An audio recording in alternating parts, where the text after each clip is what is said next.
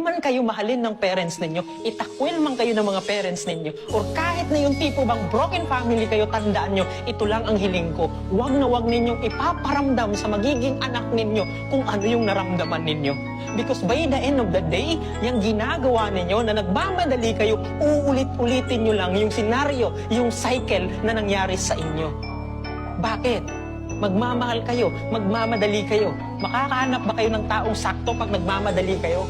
Hindi. Ngayon, nagmahal kayo, nabuntis kayo, naghanap ng iba yung asawa ninyo, iiwan kayo. Dahil busy kayo sa pagtatrabaho para may provide yung kailangan nila. Kulang na naman yung pagmamahal ng kailangan ng anak. Galing sa parents niya, anong gagawin niya? Maghahanap naman yung anak ninyo ng pagmamahal sa ibang tao. Magmamadali naman uli sila. Ang tanong ulit na naman ng ulit, kailan mapuputol? Please lang, putulin nyo sa inyo. Hindi porket broken kayo, nasaktan kayo.